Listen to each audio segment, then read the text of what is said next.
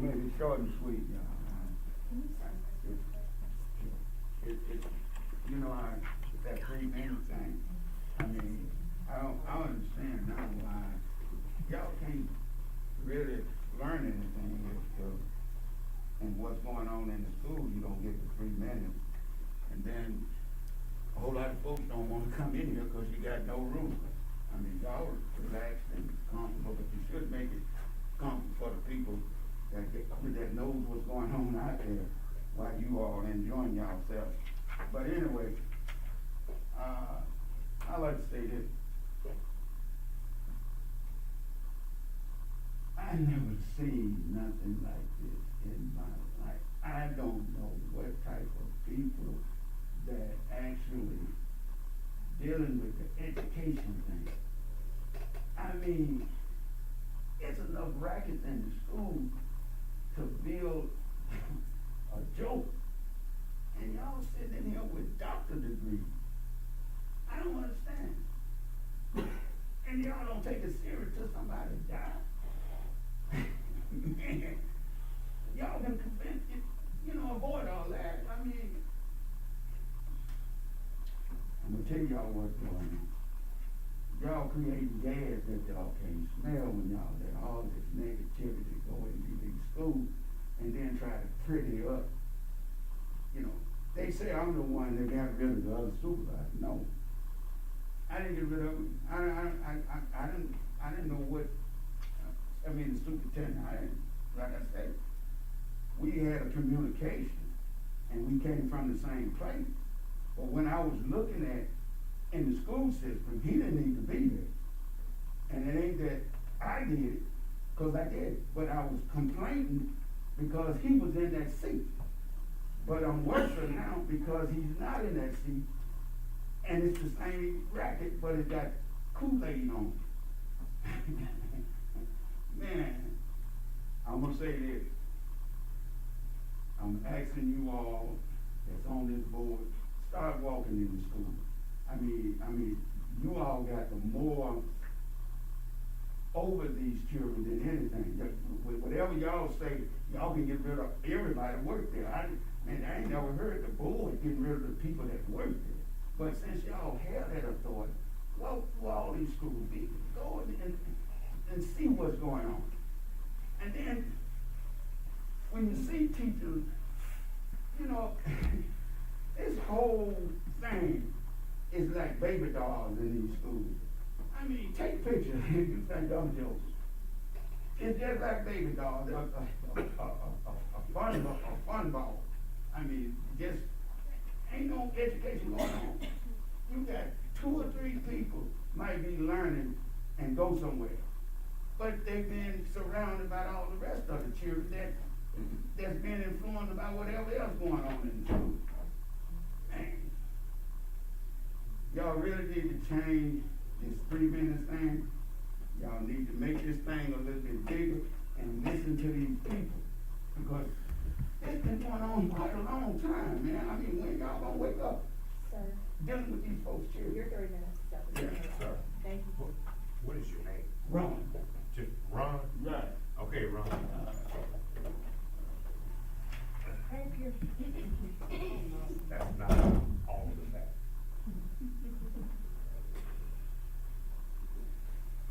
Okay, we have updates, Dr. Wiltshire. Yes, ma'am, I'd like to start with Ms. Whitley, so she's got a participation. Good afternoon, everyone. Okay, so the first update I have for you all is that we have been working on our FY23 extended school year application. Ms. Sheila and I are working on doing the purchase orders so we can get the instructional supplies needed for the program. Also, we met the federal guidelines and we held our IEP meetings between January 15th and April 15th. We're also in the process of census, which is we probably have maybe 30,000 open, and we will also offer those students the ESY. We will have ESY this year. The dates will be June 5th through June 29th, Monday through Thursday, and we are requesting it to be held at Bell Academy with Dr. Wiltshire permission. Also, we're working with our student nurses are in the process of doing our hearing and vision screening so we can be proactive for the upcoming school year. So they're already started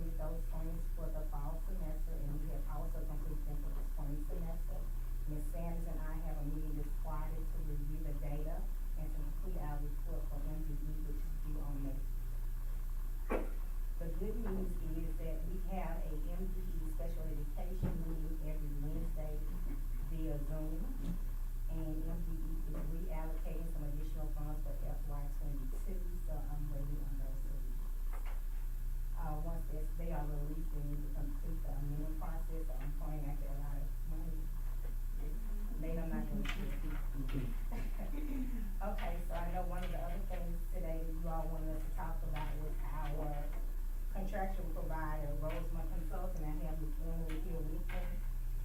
One of the things that under the prior administration that we were working on is discipline for the students with disabilities. We get an MDE report normally between April and May, and it shows our target areas. So for the 18-19 school year, our discipline percentage was 6.22, which was extremely high. So for the 19-20, we reduced that down to 5.15.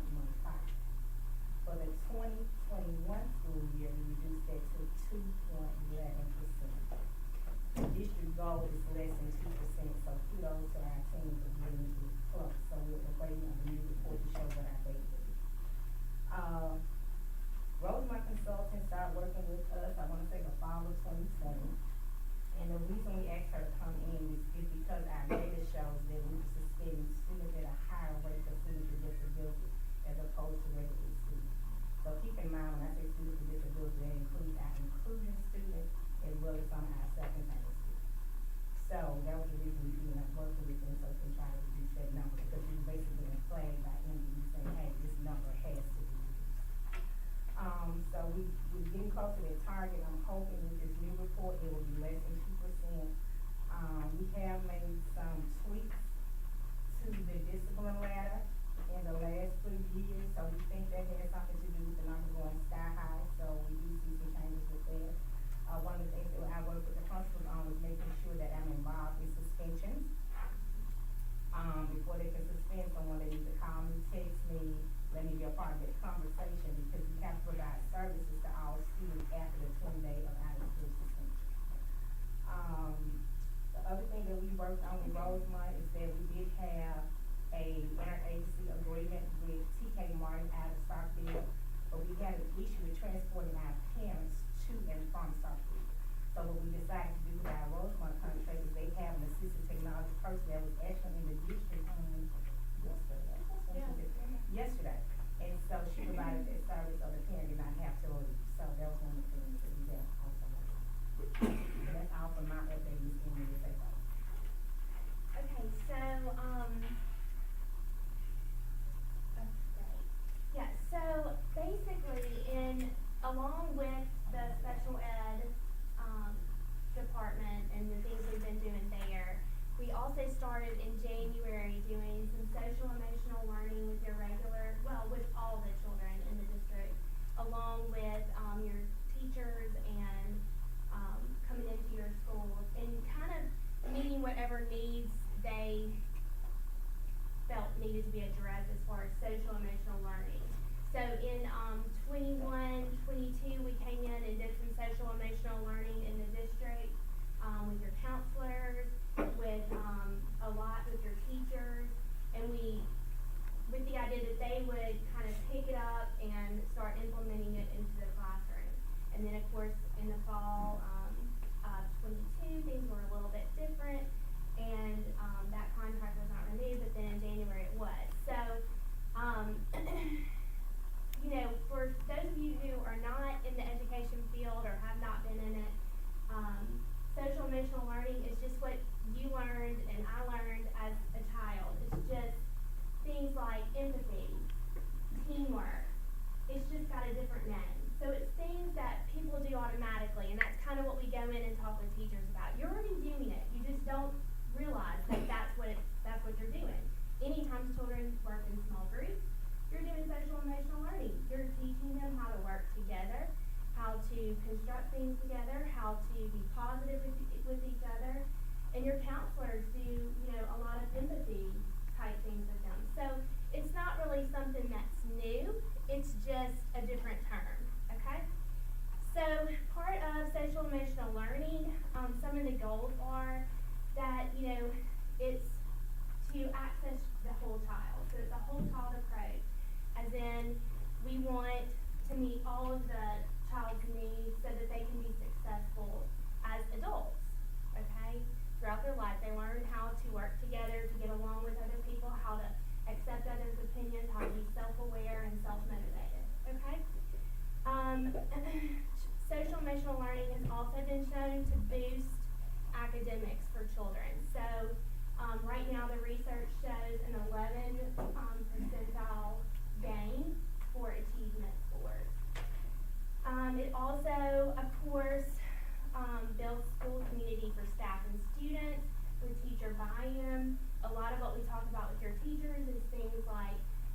rapport with their students, because we all know that if you have anybody who's ever been in a classroom knows, or if you have children, you know, if you have behavior problems, then it's hard to get anything done in your classroom, okay? The academic part kind of gets dropped when there's a lot of behavior problems going on.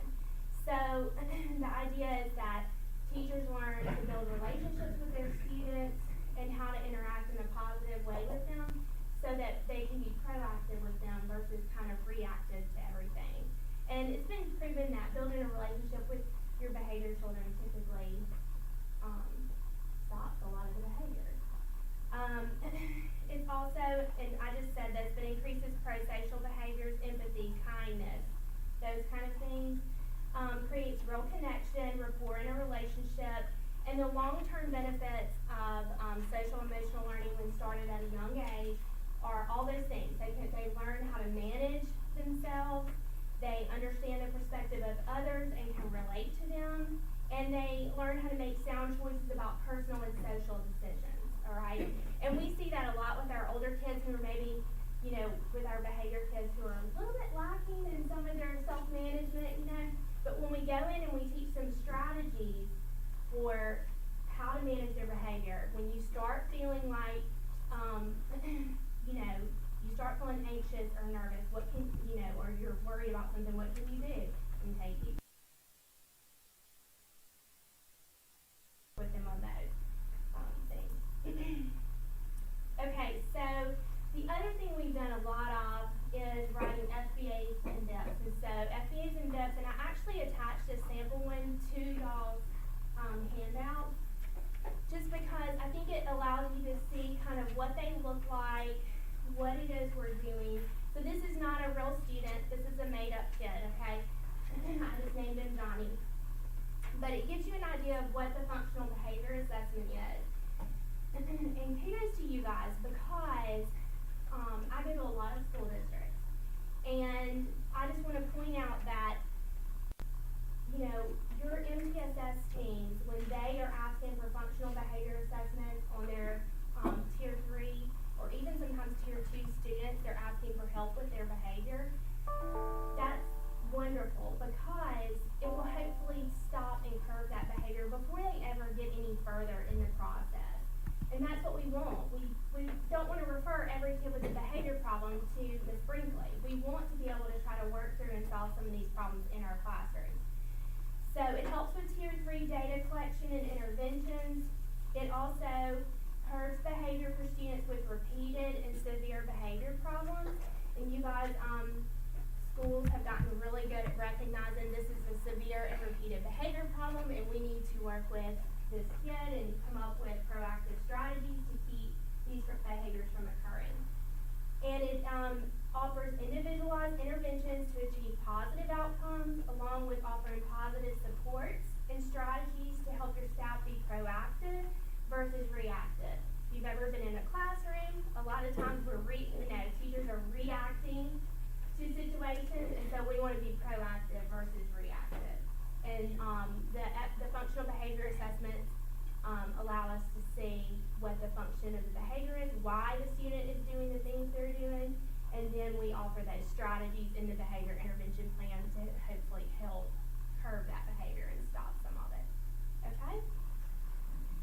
So as far as what we have recognized and seen in the district now from January to working just with your regular ed from January to now, some of the things we've seen is you have schools that are doing a lot of great things. You've got PBIS going on in a lot of your schools, and it's very positive. You've got teachers and principals who want the best for their students and are really willing to reach out and say, you know, please help me with this, can you do this, you know, and we're always willing to help however we can. But some of the areas that we've noticed, you know, tend to have more of your behavior problems, and if you've been in your schools, you or seen your discipline information, you probably already know this, but it's really kind of your like 4th, 5th through 10th grade. I don't know what happens in 11th grade and 12th grade, but it's kind of like they get themselves under control a little bit more. And not that all of them are like that, but a lot of them are okay. So it's kind of that 4th through 10th that we get most of our functional behavior assessment requests on, just because, you know, they're still, 4th graders are starting that entertainment mode, and we've got to be out in front of our peers, and we can't be embarrassed, and so our, you know, 10th graders are still kind of in that field. So those are kind of our areas that we notice as target areas. Regular education and discipline, you know, there's been a real climate change in those areas. Really since COVID, we've noticed, going to different districts, we have a lot more advocates, a lot more IEs going on. So, I think, you know, you guys are being proactive on the front end with your regular ed kids and making sure their needs are met, which is kind of where the advocates tend to go back to, well, so-and-so had 20 referrals and nobody did anything. Well, no, you guys are. Y'all are already taking care of a lot of that, okay? And then some of the things we noted were there needs, you know, we're gonna work on small groups, creating more small groups based on your discipline. And if we are back in the fall, or whoever's back in the fall, we're gonna make these suggestions for those, you know, for that as well. And, continuing with the regular education FBAs and BIPs, and then focusing in on your specific schools that seem to have the most behavior problems, okay? So just in summary, if you just flip over, we've kind of talked about some of the things we've done in special ed, are the manifestation determination reviews. These are for your kids who, are special ed students, who have, had out-of-school suspension for 10 days or more, what has to be done at 10 days. Which is one of the reasons Ms. Brinkley was saying it's so important for the principals to notify her about our students, so we can make sure the special ed teachers know to get their paperwork done, okay? Along with, we worked with discipline with SPED, and obviously also with, the social emotional learning contract, FBAs and BIPs with SPED, along with social emotional learning. We've offered all the, lots of behavior services, report writing, review of files, and of course the assistive technology evaluations is a huge part of our nonverbal students. And then the same with the social emotional learning. So far in your district, just from January to, the beginning of April, when I started this, we had written, 9 target support plans, target support SEL plans, because they focus on social emotional learning with students. And we had written 13, but that number's actually already jumped up to about, I think after next week it's gonna be around 17 that we've written for regular ed, social emotional learning FBAs and BIPs. And we worked with SEL with students and staff, with counselors, had discussions about small groups, offered observations and SEL strategies, as well as classroom management and behavior strategies. And I've got some examples, and I'm gonna give these out and y'all can pass them around and kind of look at them when you have time, you know. But I wanted to give you just some examples of some of the things that we've done. Like, these are some of the little calendars we've offered to your teachers, because teachers kind of get overwhelmed. They've got a lot going on in their classrooms. I know, I taught school too. And so this allows them to look and say, oh, you know what? On Thursday, or Friday, we're gonna do Fearless Friday, do something you never did before, or just little activities like listen to music and draw a picture, or just like short little things that they can do for like 15 minutes in the morning. And, they're all focused on social emotional learning.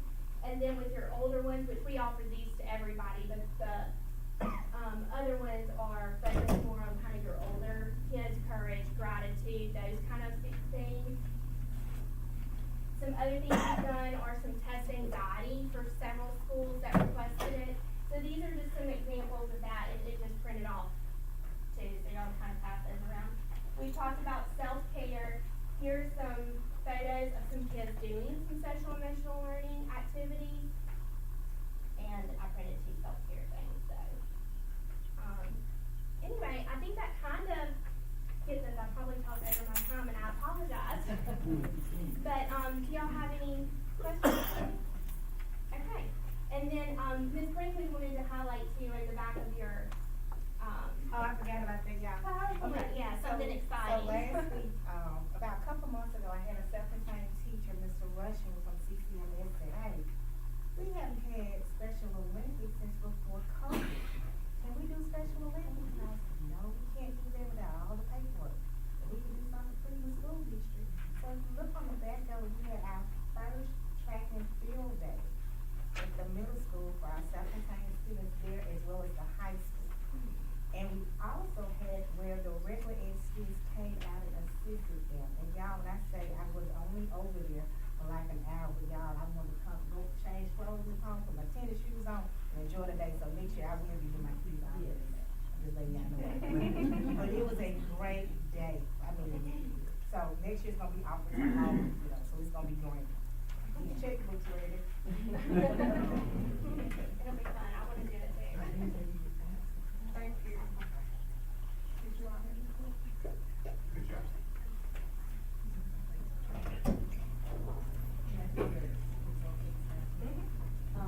Chuck, you wanna go next? Get Sure. first? Good evening, everyone. Good evening. Excited to be here, appreciate the opportunity. So, Dr. Ramucci asked me to kind of recap from when I was here last and what's occurred, so I want to kind of take you through that, give you an update. One of the big things we focused on was getting the assessments right so that we had the data we needed to inform instruction. So we did that in January. We went to each of the schools, we collected what had been taught based on the pacing, and they created what's called SNAP 2. Then I came in and worked with the administrators, and I really liked doing it because I don't do that a lot anymore, but it was really good. Some of them are in here now, so I enjoyed working with them, and so then they were able to have a focus from that point. In the schools we're working in, they shifted to tutorials. So our coaches previously, when we had met, were working with teachers. Now that work is focused on working with student tutorials, which is a trend really across the country, because we kind of know as we settle back into the accountability models, that's going to be an issue. So with the comprehensive that they took on March 6th, I have some information for you. Okay. And I'm going to explain it to you. Now, to give you kind of an idea about how I look at this, when I drove here, I had a, when you drive through the Delta, you can see it's a good example of how you can watch things being planted and then harvest, and it goes all the way to the harvest. So what you're looking at now are the big buckets that are around our accountability. One is the proficiency numbers. So those are the numbers based on that assessment on March 6th, somewhat 4 to 6 to 7 weeks prior to testing. That's where they were. So those numbers you can expect to increase because they've been working since that time. Then the next number is the growth overall. So that calculation, we took that score, it's projected. Then for grades 4 and up, 4 through high school, it's compared to how they performed last year on the state test. And that's how the growth is calculated. Then you have the growth overall, or the growth for the low 25. Now, that number is likely the most important number, and that's the number that the schools are focused on now, because in that number, if they meet growth and they're in low 25, they also appear in the overall. If they have enough growth to get the proficiency, they could actually appear in 3 of those boxes. So the low 25 are important. So with our coaches now, what they're focused on, we develop materials, lessons, resources based on the essential standards, those standards that will carry the most weight when they go to that testing turnstile pretty quick now. And then they're working with them on it. There's two groups that they target. And the schools have identified those, that's working really well. But the two groups they're targeting, one is the low 25. The other group, if you look at the proficient column, are those that last year on the state test were a 3B, or they were a 4, a proficient, but they were a low 4. So that those numbers go up. So from now, as they're in working on it, they are working with the right students, and it gets a little bit better. So I shared with Dr. Bermucci, we built for the schools a how many calculator. So here's how that works. They're able to go in, because what you don't see is the number that it took to come up with this. But what they're able to do is they'll be able to go in and say, okay, my number in the low growth is 68. Well, how many students does it take to make that 90? Which impacts their overall number. Or the proficiency, my number's 26. How many do I need to get to the proficient level in order to make that 50, to double it? So they have those things. So one thing I would share with you that I would do, because I know when we were here last, one of the things that you want to know is, did this work or not? Did we get anything from this? So here are the things that you will know when your data come back. One is, each school has the list of students that were worked with. And so you'll be able to see how did they do. And by the way, I'd like to invite myself back when that comes in to go through that with you if I could. Here's the other thing. This was March 6th. Hold on to this, but I'll bring another copy in case somebody happens to lose it. And then you'll want to compare this to what actually happened. Because what I explain to administrators and explain to all that I work with, what you want to do is interfere with this in a positive way. You don't want this to happen. You want all those numbers to be higher. Now, if you look at any number and you think, wow, can they make it from there? I'll tell you from looking at it, when I looked at how your schools performed in 2019, the reason I say 19, that's the last time that growth was apples to apples. Then you look at what you did in 22, last year. That growth number was not apples to apples. That was maybe a sour apple to a very sweet apple.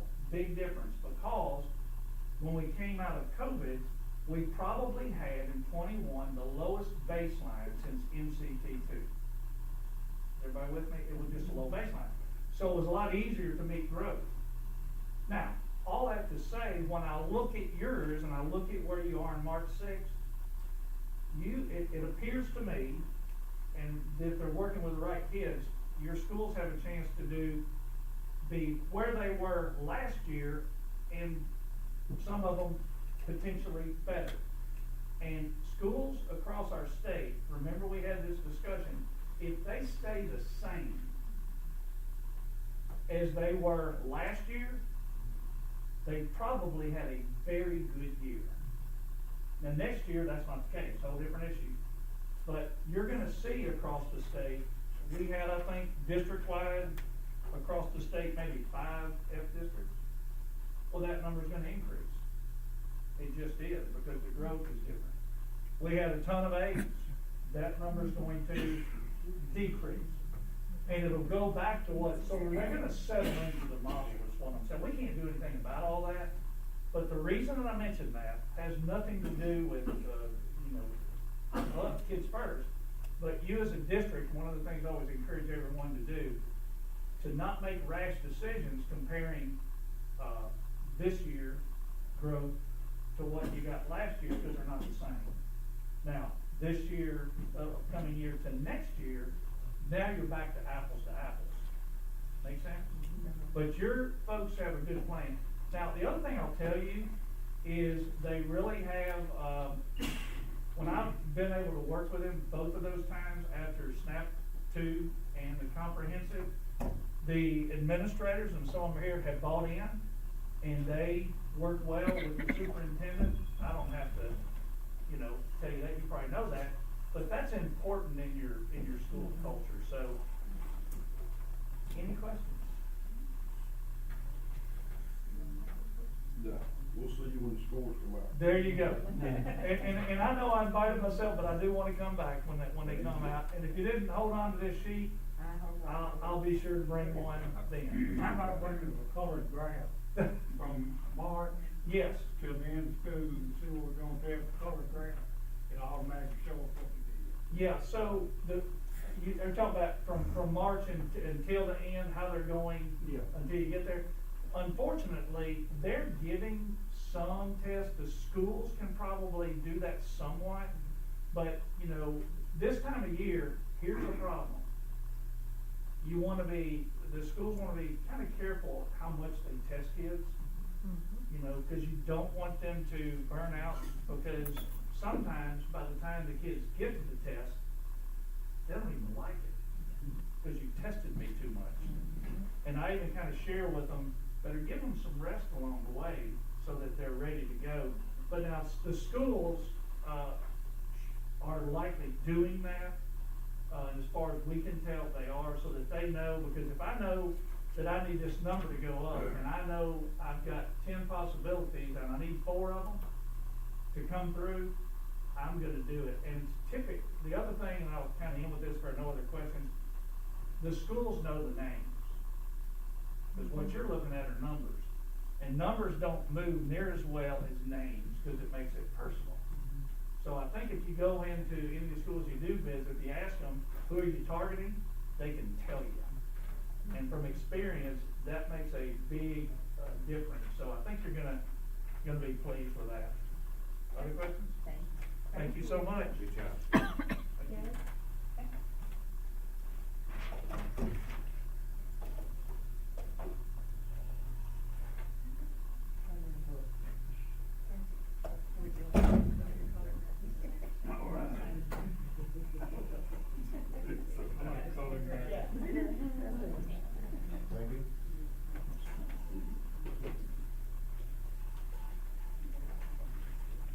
Okay, so if you'll look inside your folder here, the color you were talking about from last time, this is where we left off. And then behind that is each individual school, the content area we're actually serving them in now, and how many days. So, from our last visit in November, when, I was here with Dana last time and we talked through the actual benchmark data, there were a couple schools that had not given them at that time, so we didn't have numbers for them. They've since given a March 6th benchmark. We have not been with those schools since Christmas. So Bell Academy and Parks are the only 2 schools we have started in back in January. The rest of your schools that we serve push those days to student tutorial. So we no longer support teachers, we've gone to supporting kids. So each week, there's a work report with those kids' names, who those teachers serve. So if you'll look through the data there, you'll see at each different school how many schools were served. So in Pierman, you'll see just science.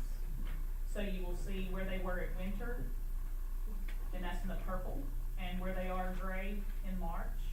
And now we're doing student tutorial with those students to continue to move that proficiency. If you look at each of the other schools, Parks, and Bale, I'll save them last because theirs are specific subgroups of kids. At the middle school and Cleveland Central, there are 20 days of ELA support there for the actual ELA, 7th and 8th grade students. You will see at winter, they were at 29%. At March, they were at 30%. Student tutorial has been provided to those students since. Again, a lot of the students that she sees will be in that bottom 25. which is a huge subgroup for you to get bottom 25 and growth. So the majority of those kids that move, those are 2-point students, that you'll see in there. This is proficiency. DM Smith, you will see, she has just started her work. It actually started last week. She has 5 days of ELA and 3 days of science. She did not have winter data. And so her spring predictions, we just started back there to be able to see if we will impact her numbers. The high school you will see is we do counseling support there to work on a master schedule, from them transitioning from a 7-period day back to a 4x4. You will also see we are doing English tutorial and US history. The purple number where they were at winter to where we are now starting with them with student tutorial. So you'll see the US history and the English 2 scores there. At Vail and Parks, those were specific subgroups. Ms. Bennett pulled out her bottom 25 in 3rd, 4th, 5th, and 6th grade, and had the coach that's working there work specifically with kids to close reading gate concerns as well as bottom 25. Those kids are noted. She had, if you'll see there in there, she had around 58% growth. Her student tutorial has finished before her test. She had around 58% movement in her bottom 25 between those 4 grades. Belle had 8 days of support in ELA and math. She has targeted groups of kids. She had quite a lot of movement, and if you look at her individual data, she had no red kids as it was concerning gait in 3rd grade, which was exciting for her. Each individual school is highlighted on the left with their individual data based on the subgroup they chose to perform. And it is color coded, so you can see the greens and blues is what you're looking for. Yellows are kids we're hoping to move. Red and oranges are concerns.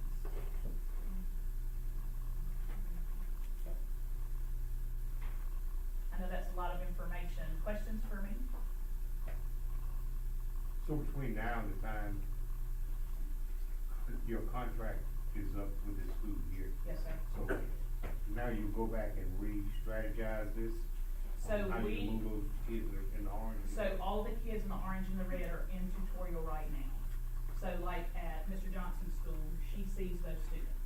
And so when she goes back and forth with him, if there's kids that need to move in and out, they will make those adjustments each visit that she goes. And then when you, again, get data back this summer, we will compare it and see, did we move those children? Based on the service we provided, did those kids move? We have seen that through the data point at Parks and Vail because they started that service earlier. We started these a little later. We've seen movement. She can see movement with the kids, but we won't see that till their final results come out this summer. Do I have any questions? Thank you so much. Thank you. And then if our, 16th section. Sure, thank you. Good to see everybody. I'm Mike Ainsworth, and I'm here to, Mr. Johnson had reached out early February, I guess it was, and see if I could possibly help y'all with your 16th section. So basically what I did was, in any school district that I come on board with, I'll go to the Secretary of State's website. And basically they have a website that has a list of all your school land leases that are on record in their system. So basically I'm gonna go to the computer and kind of show you what we set up and then answer any questions that you have, okay? I'll try to be as brief as I can. So, this is a little database program I've had for about 25 years. It's fantastic. So, to give you an idea, what we did was we went and took Secretary of State's leases that were on file, actually scanned those into my computer, and I took all the data and put this in my computer system, okay? So, you have all of your 16 section leases.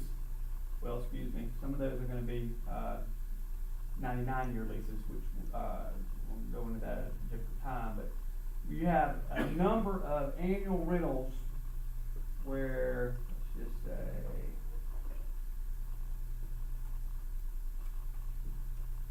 so I put so many in there.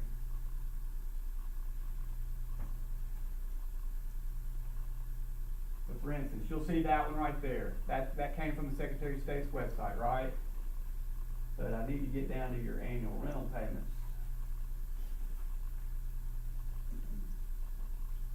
Right there's one, okay? And so if there was missing information, that simply just means that I didn't have that particular lease on the Secretary of State's website, okay? But I will be able to get the information, the street address, phone number, and telephone, and all that, so you basically have all of your leases with the lease dates and the monies and the acreage. And you can actually go to what's called Tri-State Consulting. It's a website. You can Google that and go into Bolivar County, and you can basically pull up all of the 16 section properties and see the maps with the parcel identification. So everything is out there on Google through Tri-State Consulting website with all of your properties that are on file and of record at the courthouse that are actually, that's part of the land roll. So in setting up the database, the next thing I wanted to do was basically create a spreadsheet. So that spreadsheet's gonna show you January all the way through December. You're gonna see the LMS numbers, the individual leaseholder, the section, township, and range. Obviously, January is gonna be the anniversary date and the monies, and of course, we'll go in and start posting payments as they've come into the school district office, and you'll see the expiration date column for each one of those leases. So, at the end of the day, you have your spreadsheet with all your active contracts, with all your terms, and then it's just a matter of being able to post all those payments as they come in, okay? So who posts payments? Us over there, or? So the money's obviously come to the school district here. So, you know, basically, if you wanted to be able to have, someone give me that information as far as a copy of the receipt book as they come in and just scan them to my email address, I can post those payments on the spreadsheet. And I would like to be able to do that on a monthly basis, because we don't want anybody to get behind. And that would tell you, which would notify our 16th section person, this lease has been paid for. Correct. In the other school districts I work for, and y'all may be handling this in-house, but a reminder notice goes out a month before the rent's due. So for instance, if you're talking about the month of February, on January 1st, a letter's generated to everybody in February, hey, your rent's coming up, this is the amount, please write your check made payable, this is where you send it, document the LMS number on the memo portion of your check, and then as those monies are coming into this school district, I would like to be able to get a copy of that receipt book that's written out and just scan to my email. And at that point in time, we've got a good check and balances, right? I've got the version of the receipt, we've got it posted on the spreadsheet, and then if we have to do a follow-up because folks haven't paid in the month of February, we're coming into March 1st, you know, we have to send out a second reminder saying, look, now, in accordance with your lease agreement, you've got 30 days to make good on your lease payment. You just simply want to make sure your payments are collected in a timely manner. So that is all of your 16 section active leases that you collect monies on. And of course, depending on the land classification of each one of those leases, if it's an agricultural lease, by statute, they always expire December 31st. That's how the legislature set it up in 1978. But typically, what I would like to do is be able to make contact with that farmer. And, hear me out when I say this. Say the farmer ends up harvesting his crop mid-October, November. Well, we don't want to wait as a school district to advertise that in late December and then not get the lease file of record till January of the following year. And the reason for that is because you receive a portion of the ad valorem tax money off every school land lease. We need to have those leases filed of public record before January 1st of each year. So all those agricultural leases, I'd like for us to be able to do those in, say, November and accept bids in December at the latest. And the farmers like for us to do that too, because they're trying to always plan for the next year, okay? Hunting and fishing leases, I would like to be able to see all your hunting leases expire like July 1st. And that way we can go ahead and start entertaining bids. And it gets to a situation where, let's say, bids were submitted, you weren't in favor of the type of bid you received because it was low, you have another couple months to be able to put it back out there in the paper and get a bid that's acceptable. You wanna be able to do that, by July, you wanna start that process. But with each land classification, there's 8 different land classifications, you have to treat them all a little different.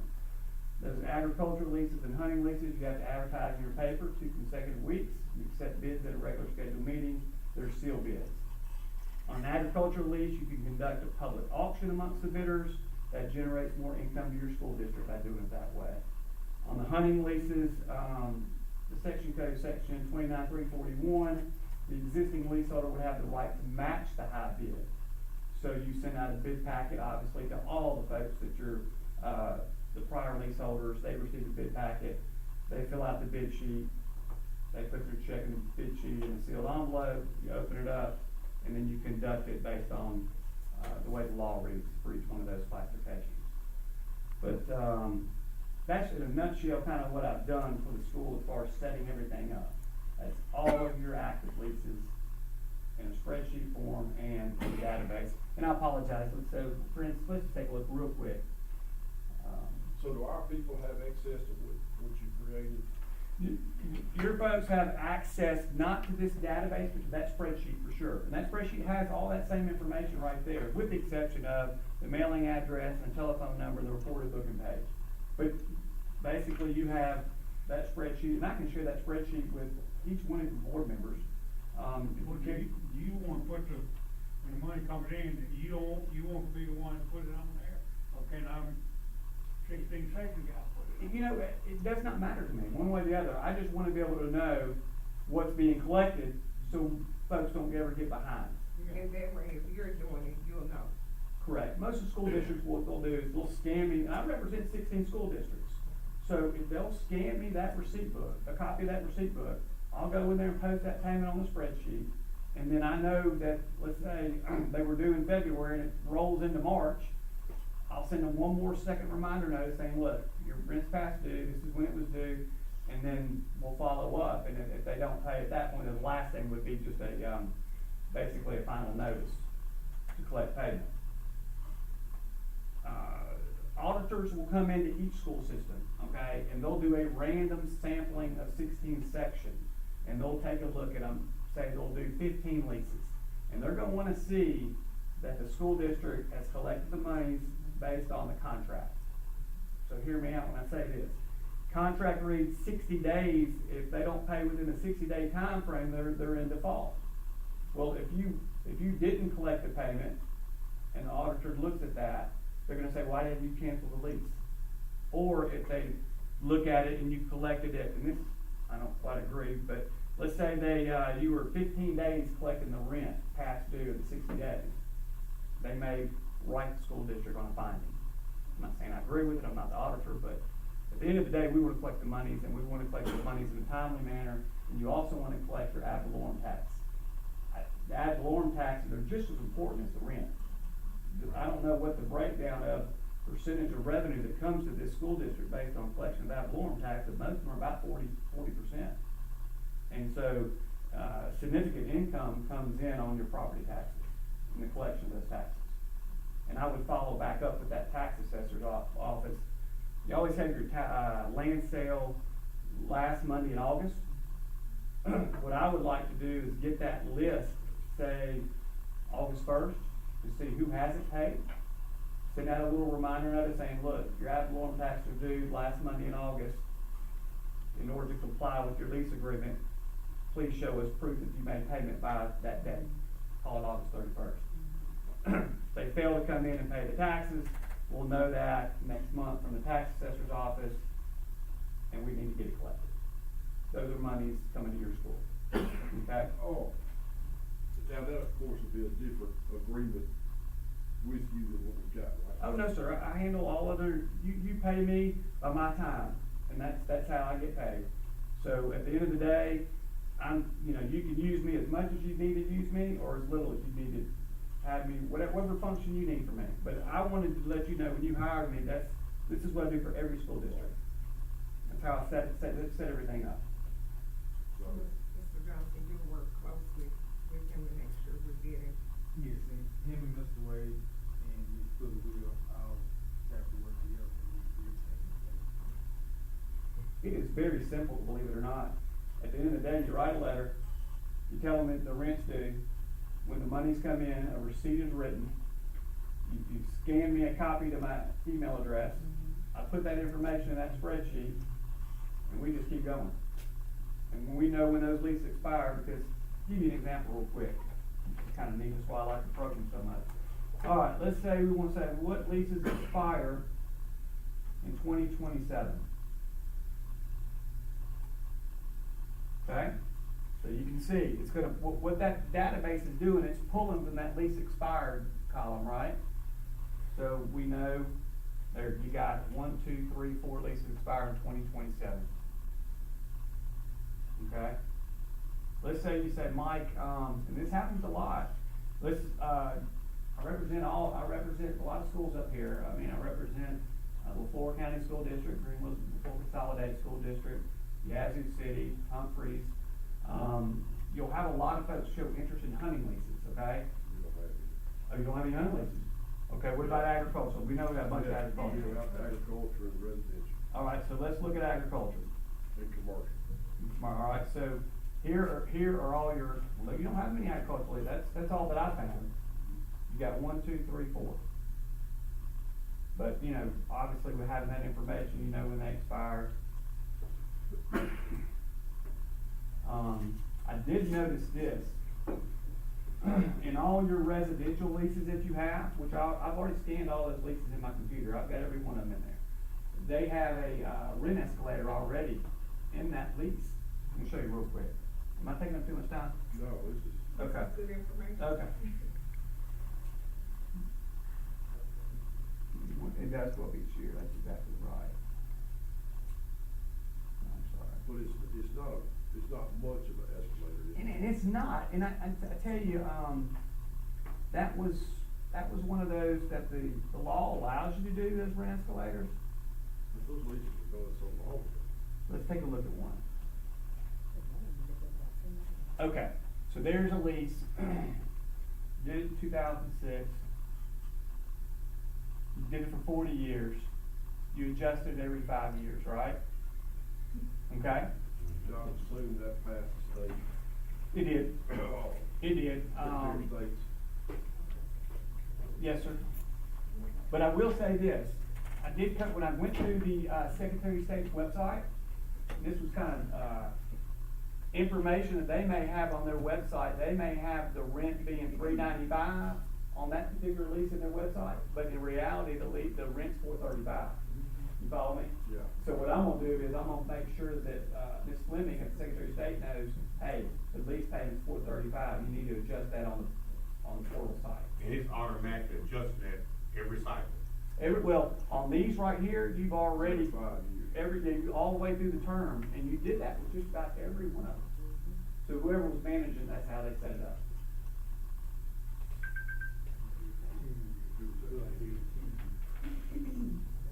Every 10 years, excuse me, yeah, it was every 10 years.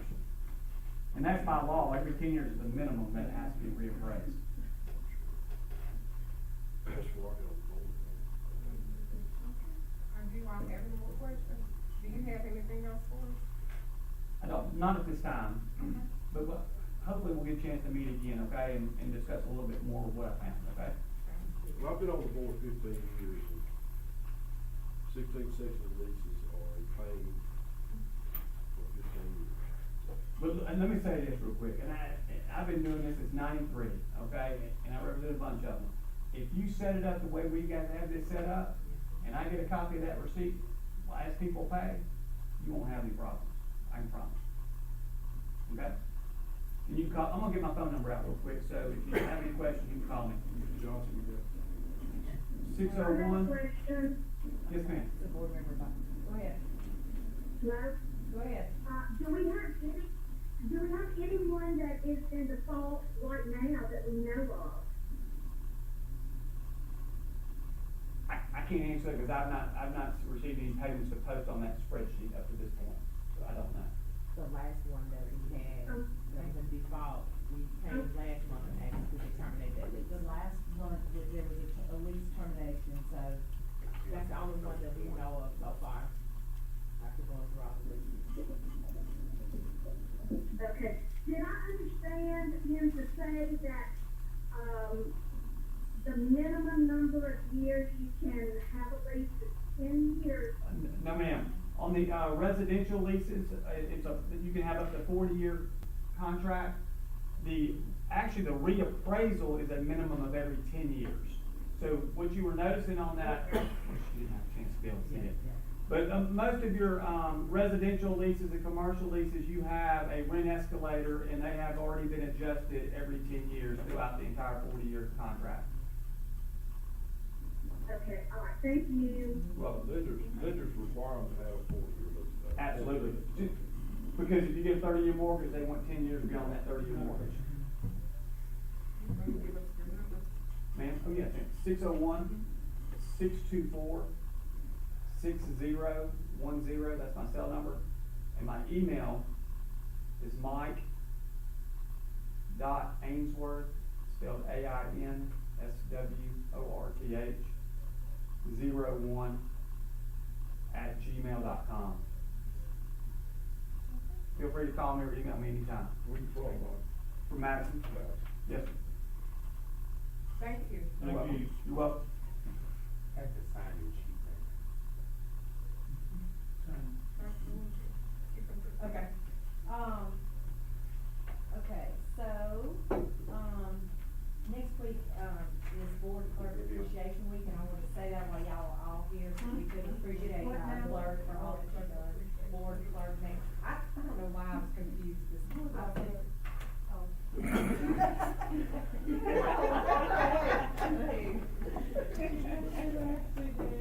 Okay. On March 21st, Chuck came in, the guy from, Kids First, and did a spring data meeting with all principals, so we had a good meeting there. Reading to Read, the Reading to Read program that we added at D.M. Smith, has already started moving over to Naylor for the second grade. 3 tutors, we've gotten the kids all through the program where now they're going over to the second grade at Naylor. So 3 tutors at last check are over there working to try to get the second graders, because the goal is to have them all move out of there and get to Naylor by the second grade. So I'm really pleased with the work, that's going on with that. I attended, a cute Easter egg hunt at the Granby Museum, that JA did for our students with disabilities. It was really, really nice. Testing is underway and going well. I think today was the end date for our 3rd graders taking the gate. We have a couple of, not just a handful of retesters, makeup testers that they have to be done by Friday for that first part. We've completed our Life Links test for all our EL students, and several of the, vocational program tests have already taken place, so we're, well underway and on our way to get that finished and hopefully finished with a bang. I am, let's see, last Saturday we had cleanup day at the middle school. We had staff, we had parents, we had Delta State volunteers, central office staff, and, I think we did a really good job of making the campus look good. We still have a long way to go, but it was really nice, and it was fun.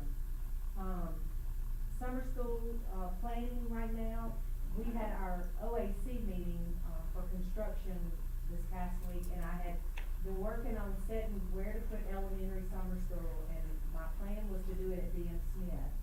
And after the meeting, I was talking to them during the meeting, they're like, there's gonna be so much construction that Parks is gonna be the best site based on all the work we have done, so I'm gonna move the summer school for elementary to the Parks campus. And then we'll do, since the high school, the cafeterias and all, the high school, middle school, all that construction going on, we'll do the middle school and high school at the Career Center and the RAC. And then, of course, Bell is gonna host the student with disability extended school year, but we're still in the process, and the construction is making things shift just a little bit. You don't have to pay them much. You Yes, pay them much? yes, we'll just So we have to can do figure that. out how to, that's our only, we'll either have to bus them to the food, depending on where we cause if Naylor becomes a site, because Naylor's doing their own summer boot camp, so if I do summer feeding, and this and I'll have to talk, if we do one there, the kids at the high school would need to come, we would need to get them there so they can eat. But we're still grinding that out as fast as It's we probably can. cheaper than each year ticket to do it. Yeah, But if the certain high school, it'll be cold. yeah, and you gotta, I'm gonna let the expert help me on that, cause I don't know all the guidelines. The contracts for all employees are all in, and we're working on that vacancy list. And that's all I have. We still gotta look at that student ADA. Yeah. We got a It's major getting issue. worse. And there were some situations like the tar one day, when they were trying to do the roof, everybody went home. We had a couple of things that threw us off. And, it is, but it's not, what do I say, they weren't things we could help. And I'm talking to as many people as I can, and I know it's just not here. I don't know if we've been over 90% all year or not. You know, we may have, but, you know. So how many kids are at 9 through 12? It's around 800. All right, so you got 80 kids out here. Well, it was over 100 when I got here. And I look at that thing every day, and 150, I'm told.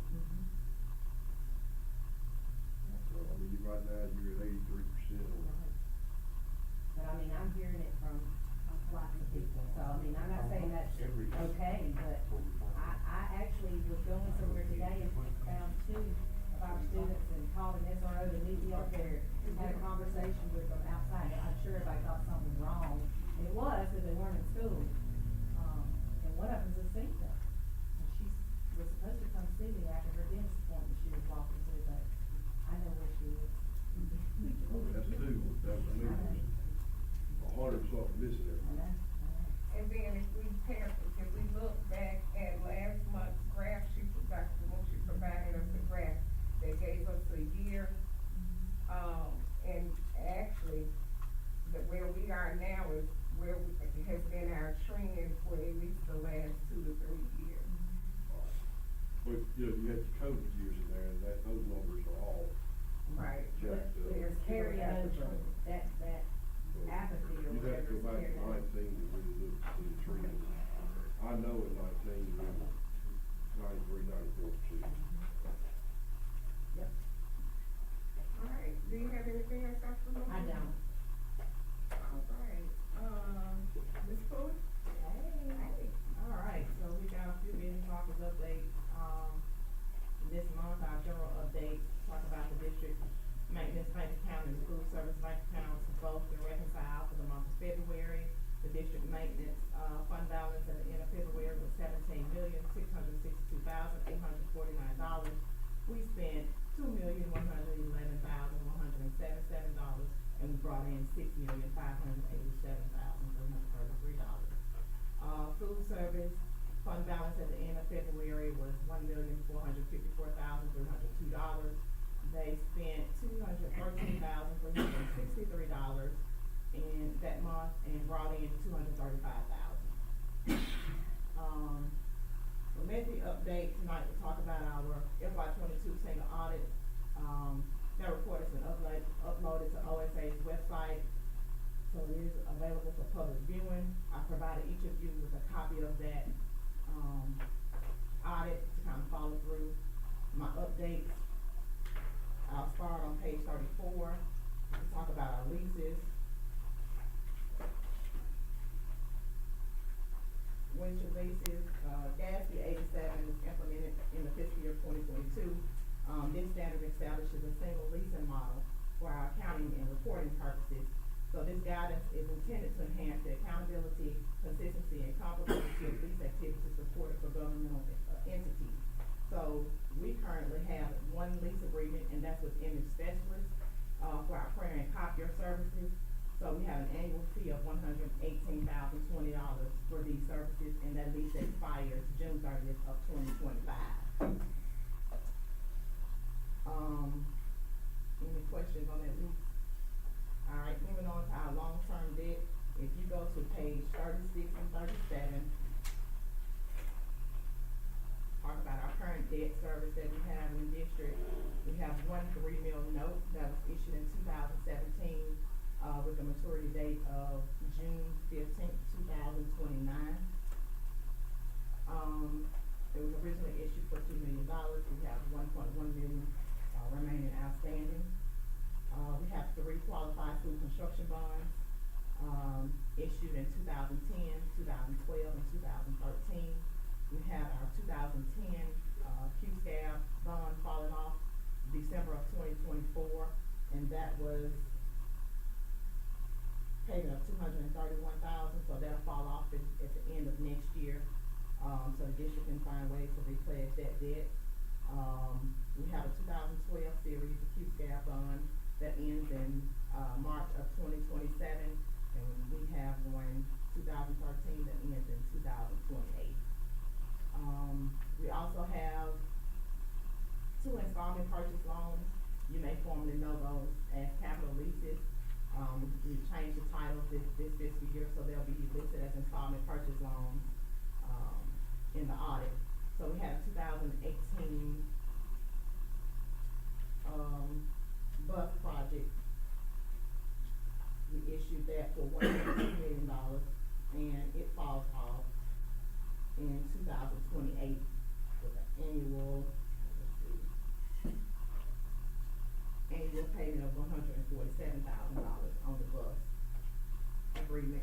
And then we had a door access project back in 2019 where we asked for $827,000, and that's an annual payment of $177,000, and it also falls off in 2024, April of 2024. So we have $574,000 of debt rolling off our books next fiscal year. So we definitely have plans to repledge that more capital improvement. Also, it's considered a long-term liability as your compensated absences. Basically, employees of Cleveland School District accumulate sick leave at the minimum requirement by state law, and we currently have a liability of $256,456. And basically what they're saying is if every employee decides to exhaust all of their leave next year, that'll be our liability of $256,000. And it'll be paid from the fund in which they're paid from, so whether it's federal, local, state. All right. But I guess that's the case, you hadn't budgeted for any of that, so if they all took off and used all their max days, then this would.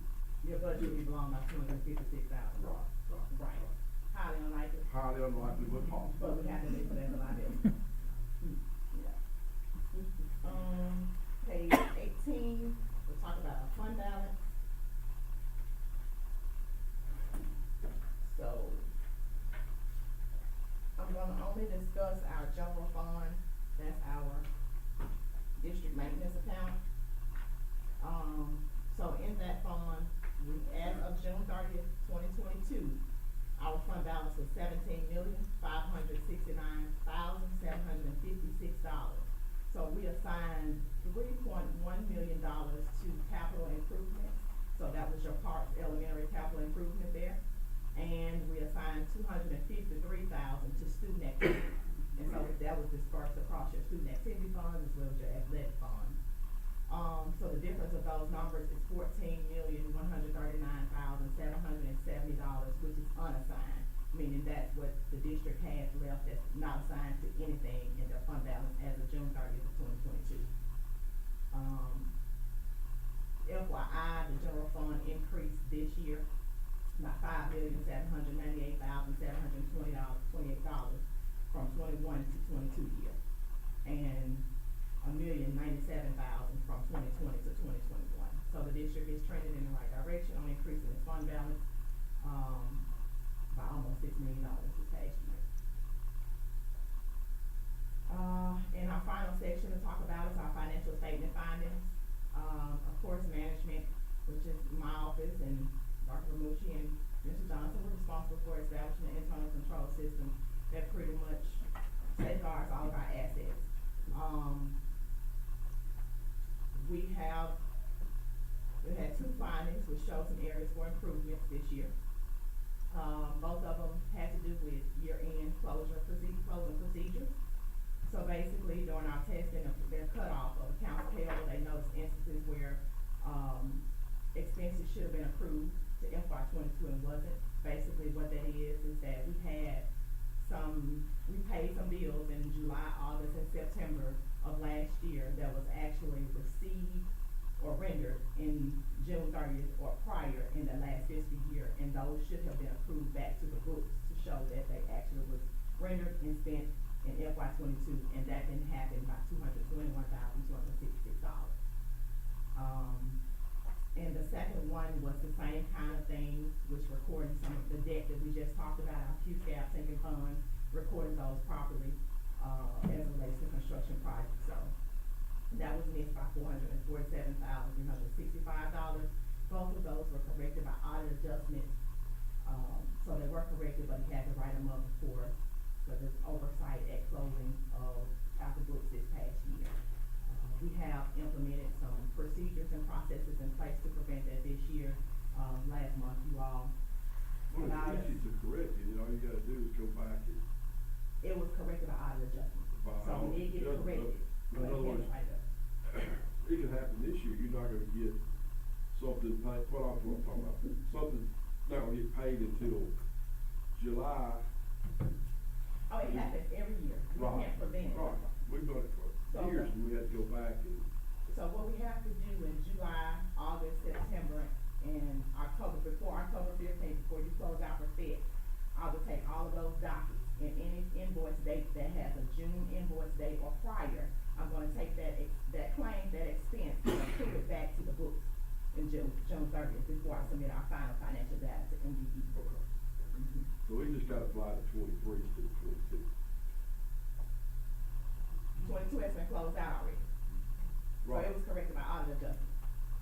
So anything that we're paying for this year, in July, August, and September, October, for the previous year. Right, Yeah. 23. Yeah, anything June 30th or prior.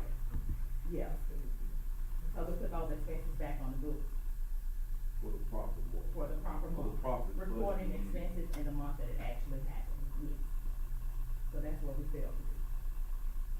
But there wasn't a fine, there wasn't anything like that, it was just we were able to correct it. It was a finding that's listed in our audit report. He had to record it, that if he did find it, and he had to correct it by his officer. Right, okay. And that's all that I have, on our update. All right, thank you. Thank you. You're welcome. Telephone, Mr. Powell. Good evening. A few, bullet points to talk about, out of the 9 applications I have, I only have 2 left to do. One of them is School Improvement 23, but that is, pending,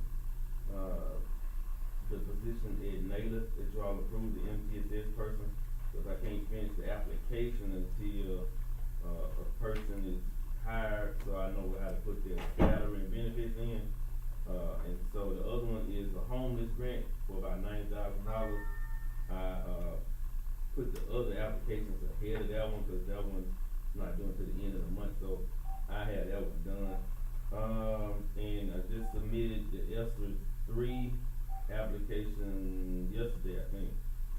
And the ESSER 2 application is halfway approved, and that's where I sent the document to you all last month about,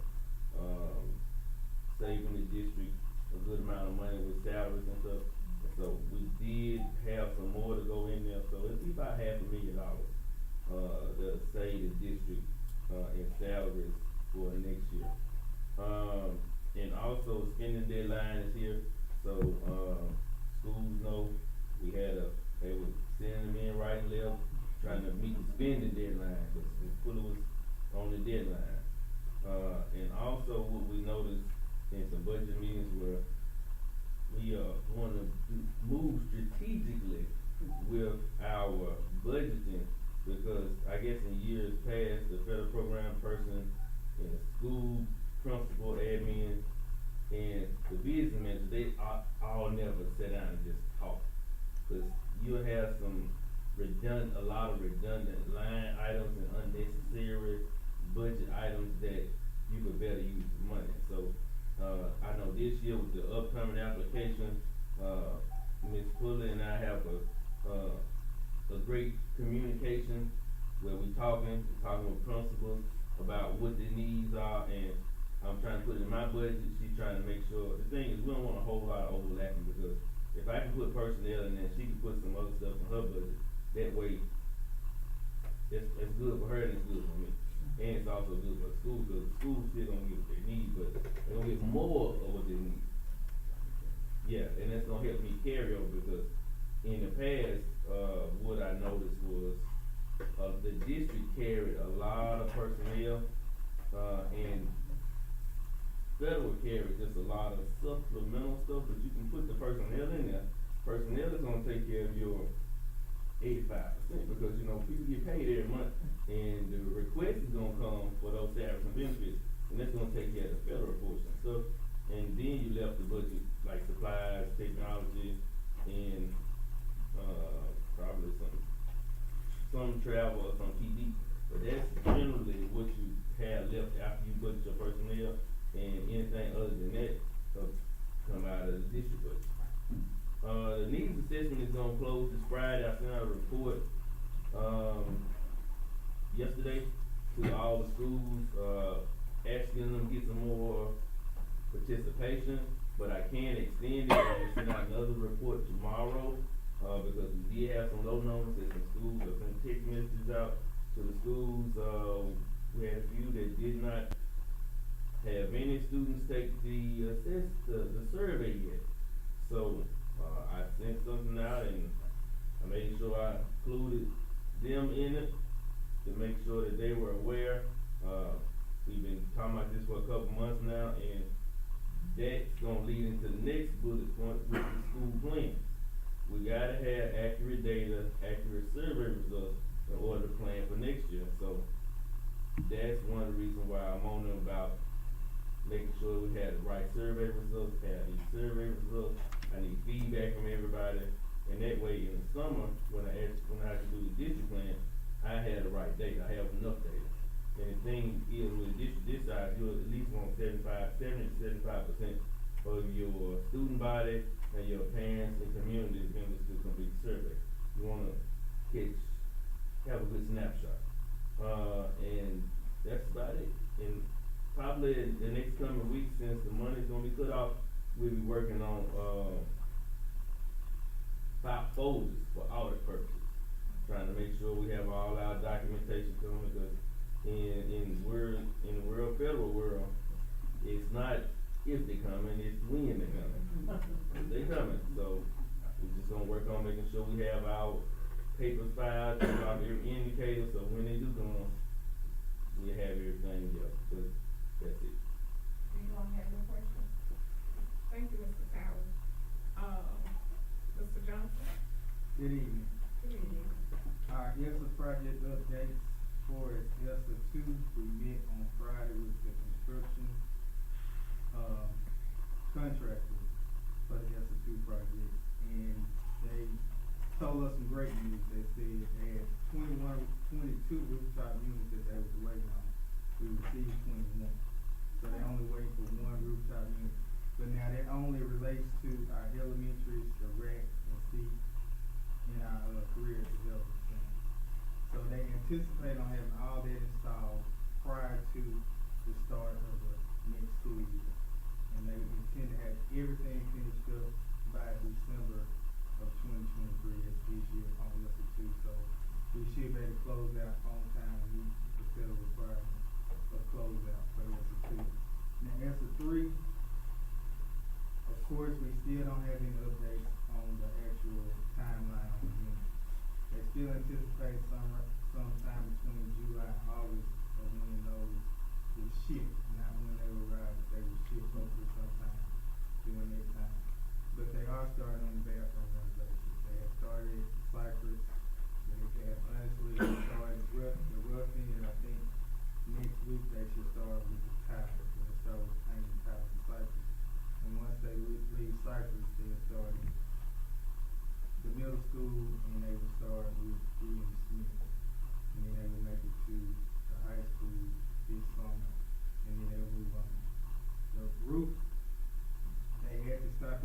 school, of course, we know that the complaints about the smell, and the way they explained it was that due to, they tried to adjust the time, they tried to start at 3 o'clock and work at midnight.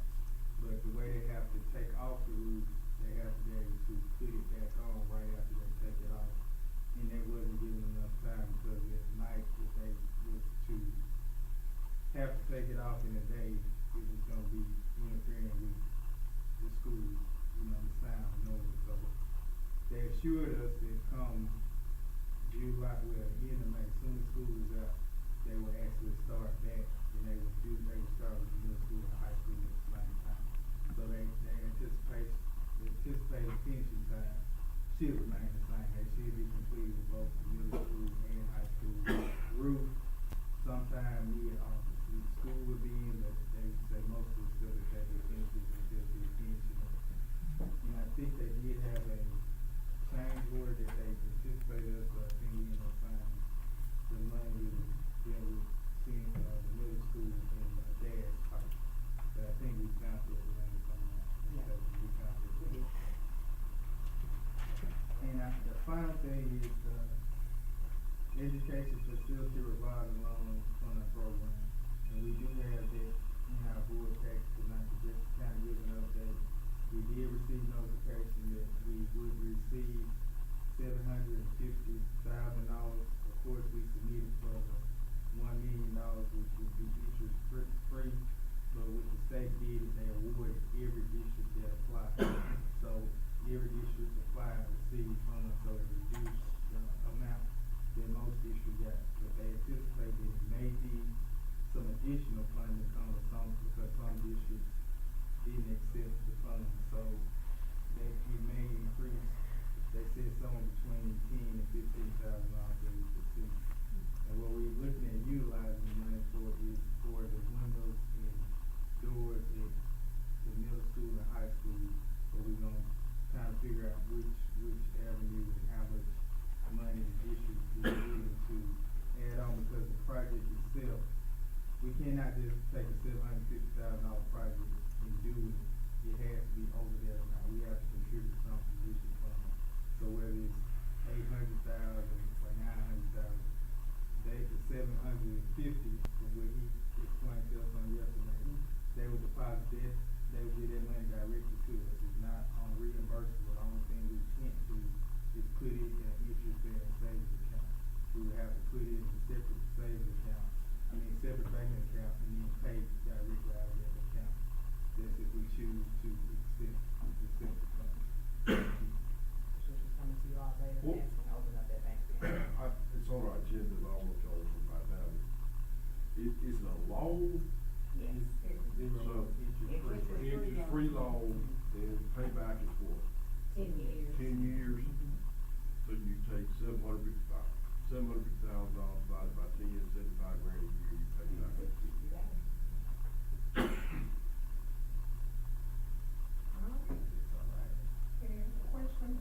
Do they need to vote on that? That's Yeah, it. it's on Or is it the on the agenda. line? All right, thank you, Mr. Johnson. Mr. Harrison, do you have anything?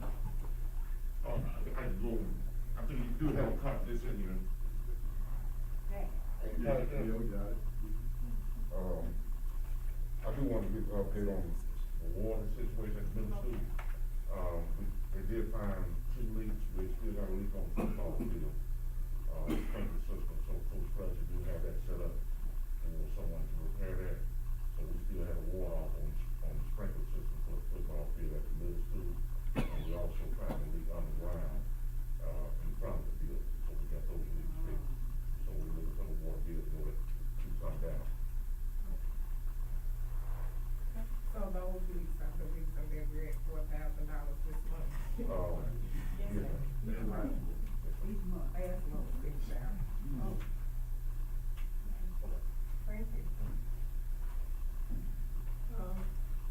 Ms. Ballard, do you have anything? Testing is going really well. My crew and I, we're splitting it up and trying to be at each school when they start to test. And C-Spire is working to get us ready. We're going to switch over to use their internet for the new school year through E-rate, and so you'll see C-Spire around. They're pulling all new cabling and stuff like that. We put in new Chromebooks, labs at DM Smith, Hayes Cooper, and we're about to put a lab in at the high school. And then once we can go back to spending some more of the money I have available through Mr. Towers. I'm going to try to use it to get all of our technology, as much of our technology updated as possible, because we have a lot of old devices out there. And we had to purchase my main server in my closet in there that runs everything. It's we had to buy a new one because it was over 10 years old, and we were skating on thin ice there. So we should have that in soon. It's been ordered. That's it. You don't have any questions? No. Okay. Thank you, Mr. Allen. Mr. Alexander, you have anything? No, ma'am. Okay. Ms. Wilson? I do. Good evening. I'm gonna give you all just a few updates on some of the projects we're working on in child nutrition right now. Y'all know the big project is our summer project with the high school cafeterias and the middle school cafeterias. And that's taken a lot of focus, trying to pull all that together.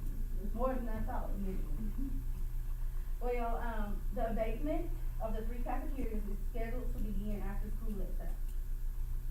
And I spoke to the gentleman who owns the company who's gonna do that. He told me that he thought it would take approximately 3 days per site.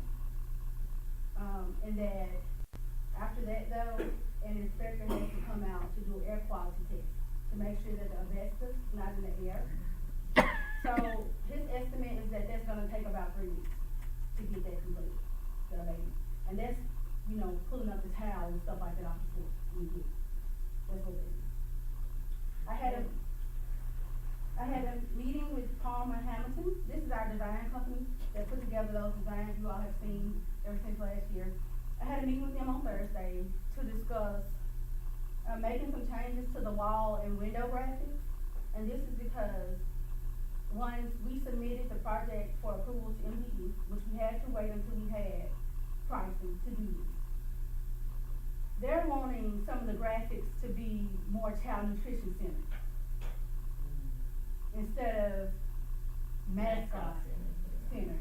I mean, you know, like that. So what we're doing is we're trying to make some minor tweaks to where we don't lose the integrity of the project. So they're gonna be sending me some updates with that. I had a meeting with them about that on Thursday. On Friday, we did have 2 prospective painters to do walkthroughs of the site, all 2 sites. I did reach out to a 3rd painter, and he is supposed to be contacting me tomorrow to come out to do walkthroughs of the site. So we're waiting on folks from that.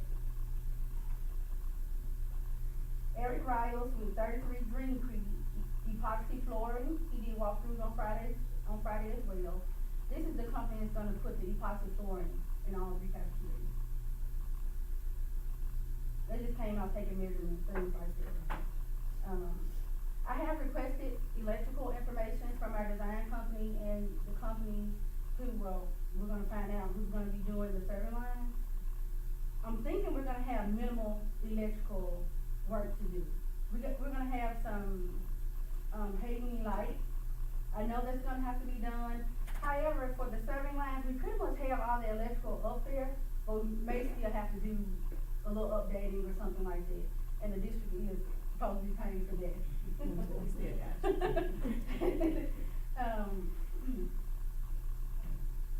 That was pretty much all the updates about that project right now. We are, however, replacing the storage building behind Naylor. It's a little storage building out there now. That's actually our storage building for housing chemicals, paper goods, other things that we wanna haul out of the way because that kitchen, the storage area in that kitchen is so small in Naylor. So we're looking at replacing that, but the reason we're looking at replacing it is because there are some termites getting inside of that, the current building. And we believe it came from, there was a ceiling leak at one point that had to be repaired, and we believe we weakened the floor. So we're also looking at, putting down a concrete pad this time for the new, building. So I have the quotes for that building right now. I'm waiting on a W-9 so that we can do the requisition for that. However, I have contacted some local companies regarding laying the concrete pad. They want to go out with me and take a look at the area, so I'm waiting on them to get with me about doing that. We are installing temperature monitoring sensors in all of our coolers and freezers in the district. We have a total of 53 coolers and freezers in the district, and that includes the 2 at the warehouse as well. So we're installing temperature monitoring sensors there. It's just gonna let us know if the temperature is rising too high, humidity is rising too high, so we can get it checked on before we have the potential to lose these coolers, which is very expensive right now. And it's gonna really help over the summer because our managers are out over the summer. So it's pretty much me and my assistant who goes out checking the coolers and freezers every 2 to 3 days. And that's a lot during the summer. So that's gonna help us with that. And then we also submitted a requisition for a digital menu website. And the reason we're doing this, and it's gonna be a website that's embedded into our district website. So pretty much they'll click on child nutrition, it'll take them to their website, from our district website. The reason we're doing this is because the old menus that we were uploading were not ADA compliant. American Disabilities Act, they were not compliant, meaning someone who maybe needed larger print, they couldn't adjust it, you know, they couldn't get it read out to them if they were blind or something like that. So we have to meet a requisition for that, to get that taken care of, so we'll start using that July, that website for that. Those are all the updates I have. Any questions? Thank you. You have any questions? No. Okay, thank you all. We heard the, cabinet updates, can I get a motion to approve the updates? Somewhere, second. It's been moved by George Evans, seconded by Richard Botts to approve the cabinet update, all in favor? Cabinet motion carried. Approval of consent agenda, Also, I move, accept the consent agenda as presented. Second. it's been moved by Richard Botts, seconded by George Evans to approve the consent agenda, all in favor? Aye. Ayes have it, motion carried. Okay, the date for the next meeting is May 8th. That's a Monday night. Debbie, are you good with May 8th? I couldn't hear. Are you good with the 8th of May for the next meeting?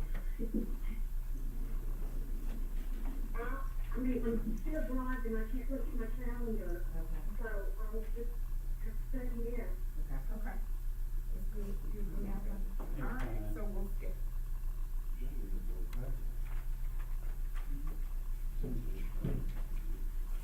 I move we approve May 8th.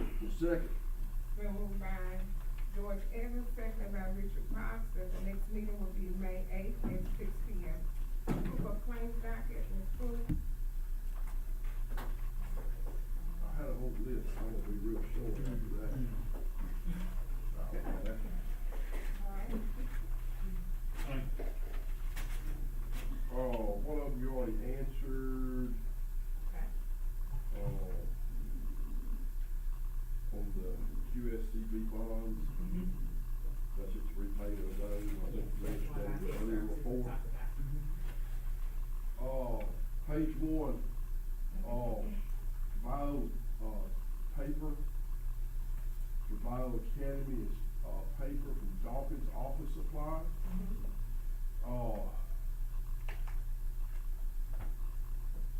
You know, how do we monitor that? I mean, that, Yeah, we really can't, they, have an allocation, and, they got allocation, they draw down their allocation. yeah, they deliver to the warehouse, they come pick it up and we verify it's the same process we use, but, yeah. So they order the paper from Dawkins, Well, they send the paperwork to my office. to your office. Yes, sir.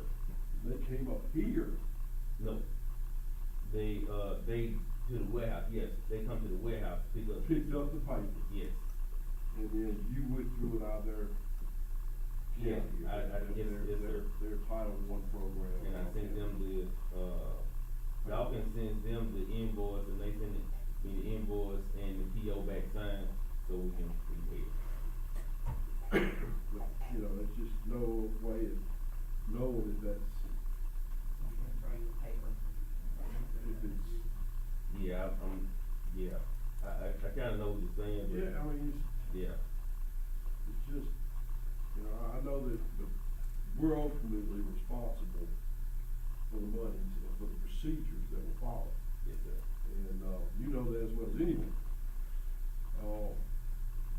And then all we can do is keep up our paperwork to the best of our abilities. Page 20, Cunningham, 18,000, I assume that's for the audit, Yes, and, that's a one-time payment on that. yes. Alright, and then I got page 27, can't read by writing, so let me go to page 27. Probably was the water bill. That's the one, we already discussed that. I'm good. Okay. I'm good. So the questions that I have are still late payments, and those are like Kids First, those vendors. So is that an internal issue or external issue? Are they not getting the invoices to us in time, or what's going on with that? I can tell you with most of those Kids First, one, a lot of them miss the docket. Two, when we were asking for stuff, we had to have the PO and the, work reports and all that signed. We were missing some of it, and so what happened, I know on a couple of those, the accounting emailed and said, hey, we're missing this right here. And so the accounting is probably a month or two behind, and so that's why some of them are late. Now, we had one of them that was pretty late, right, that's that one, pretty late. Now, what happened with that one was, the stuff was submitted late, they reached out, it was like a couple months after, we said, hey, we missing a piece of paper, you had to sign something, so, didn't get that paperwork signed, so, they sent another email, I said, okay, well, let me resubmit everything, so I reached back out to them, cause this is, not a school in our district, so, one of our, schools that we work with, so I said, let me reach out to them, they sent it back, and that's why we had it now. And, we'll probably have one that's maybe a month or two late on the next docket, it's just, when we get it, the docket's already closed, but I know on the one that's real late, that was just some oversights and not having all the paperwork through emails and stuff like that, cause we were like, hey, when did they come? We need the work report, we need the invoice, we need all that stuff signed in order to have our paperwork together. And so that was the problem there. Okay, and then who's responsible for the BSN? It's the December invoice. Student activity fund on page 1, the first one. That's athletics, Yeah, that's the same thing, it was one of those, invoices that never got to us, also with the AgriTurf, so I flagged all of those. Yeah, I have those too. Same thing with Dixie Fire, it was, food service, new employee found on their desk, so we had to. So we moved that person that was here back to that office to try to clear this up. Yeah, Okay. so now we put a person at the warehouse to clear some of this stuff up. Same thing with Tech Links, products when I received, prior to receiving the invoice, we talked to the company, they said when they automatically ship, it generates an invoice and sends it to but we never received it, we hadn't gotten it yet, and they didn't wanna honor changing that invoice date because we didn't receive it, we received it well after time on that one. Same thing with Bound to Stay Bound, that's a communication error and a training issue that we've addressed.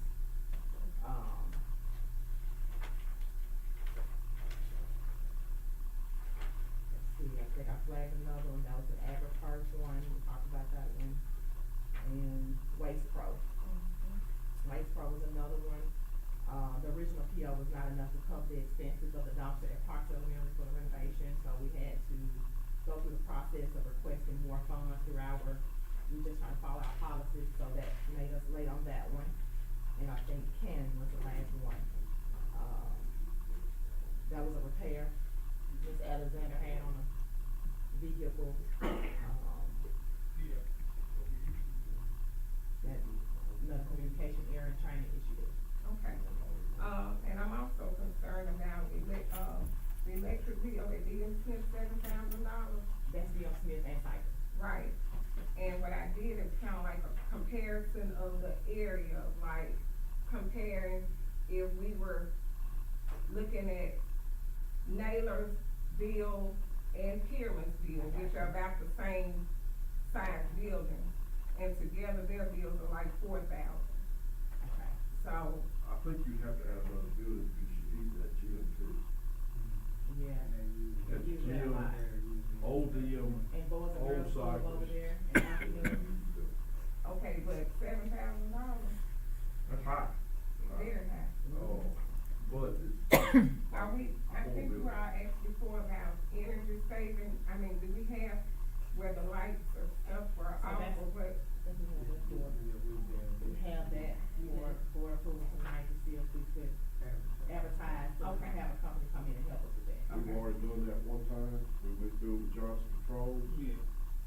And it saved not one unit. Not one dime. And we spent a ton of money. You know, we talking about new windows in high school, those windows were done when Johnson Controls came in here. And that couldn't have been about 10 years ago. It's a different company that you want. We're gonna advertise and pretty much see what we get. And we don't have to accept, We don't have to accept we it. don't have No, to, if it's necessary, we won't, we don't have to accept it. Mr. Aaron, were you here then when Johnson Controls finished? I was on my way out, but we didn't want to put those little, orange stickers on the light. We did this on our jacket. That was 2004. No, it's since I've been on the board, it's probably 10, 12, somewhere in there. I remember the guy. Todd was my, yeah, a little short guy, Right. Maurice were big Right. buddies. Right. Oh. It just didn't work, and one of the main reasons, Mr. Johnson, that it didn't work was the teachers didn't have control of the air in their rooms.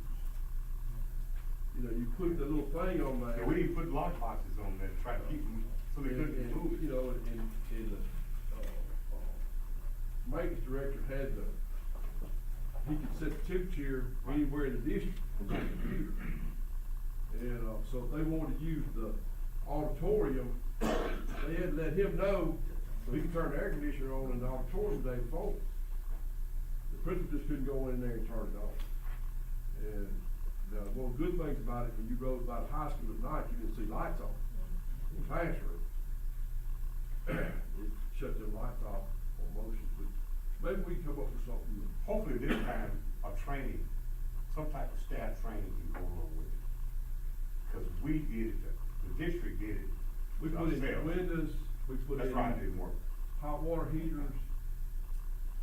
We put in a lot of, There was a lot. lot of stuff, new lights, more energy efficient lighting. And, the rest hot won't do all that. And, That thing down there, you when you walk out the room, the light shut off. Light shut off. But You never get them out to the same thing. The address is like 745. But we listen to them, we listen to them, see what they have to say. Yeah, yeah. We'll get, I guess, those submittals and we'll kind of look through them and any of them. I tell you, we replaced that chiller over at, DM on that same time. Sure did. That was the second time. And was there a chiller at Pierman at Yeah, one time? Yeah. Still there? We might have had, cause that's when we had a rent one. We had to rent that chiller. So bring it in, so just, we'll look at it, I don't see how you gonna say that. All right, any more questions regarding, claims docket? I'll make a motion to approve. Make a second. Second. It's been moved by Richard Clark, seconded by Richard Evans to approve the claims docket, all in favor? Aye. Ayes have it, motion carried. Approval of summer hours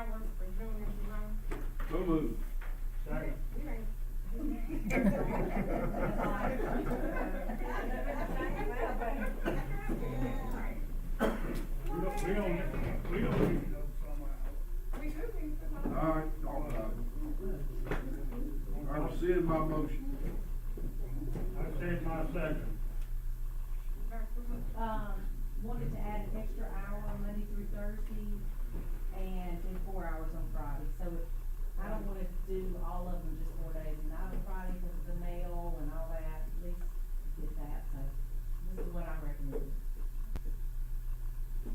Can I get a motion? So moved. Second. It has been moved by Richard Bott, seconded by George Evans to approve our, summer hours. All in favor? Aye. Aye. Ayes have it, motion carried. Approval for CSD to observe June 19th as a holiday. It is a new federal holiday, Juneteenth I think it's celebrated on the 19th this year, and requesting approval for this to be a holiday. I so move. Can I get a second? I'll second. It's been moved by Lucia Holmes, seconded by Richard Bott to approve, June 19th as a holiday. I All in really favor? just text the administrator, because everybody else is already out. I'm Ayes sorry. have it, motion carried. Approval to open bids for the cafeteria. Was this the only one that we had? Yes. So we'll need to schedule a time to, where you all will be able to look at this to make sure everything is here that we need. I think the main thing is we just open and read Right. it out here so it's. Number one bid. Right, that's it.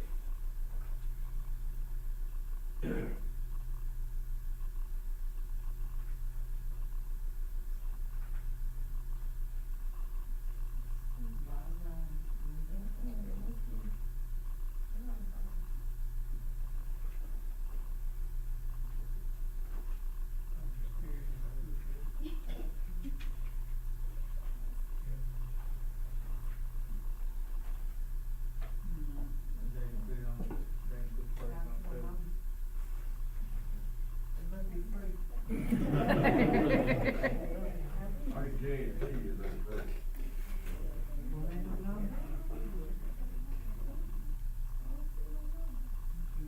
Let it roll it out. What's on that last page? That table there, so if he gets a chance. What's on that back page? What is that? Hold on. 300. $321,540. It's for all three buildings. Okay. Okay. I make a motion that we, let the administration take that under advisement. See if we can make those fixed. Can I get a second? I second. And that bid's for who? Yeah, Who's the bid from? Restaurant? hotel, yeah, restaurant, hotel. Read it out loud. restaurant supply.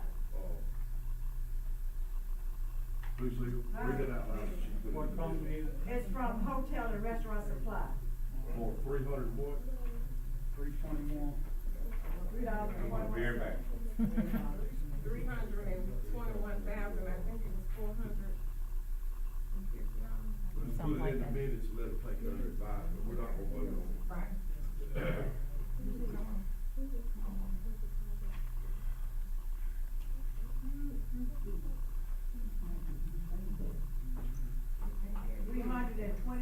$321,540. All right, it has been moved by Richard Bond, seconded by Lucille Holmes to, take that under advisement. All in favor? Aye. Ayes have the motion carried. Approval of MOU with MDE, regarding the educator resident program. She used to be our staff member. She works for NDE, so she gets paid.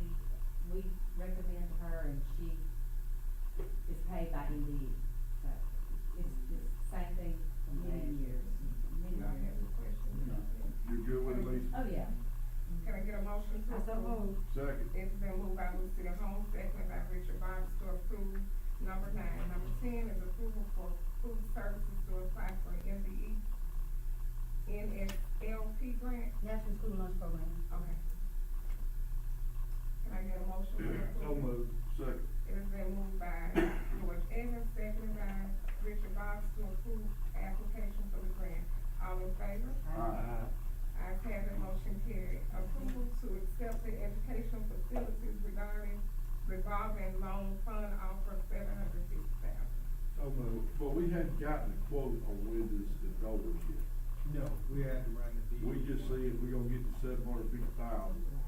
You're gonna make a line item for it, We got the right one, he said we and we don't have to match, We don't have to match, but we have. We don't have to match. Something in it.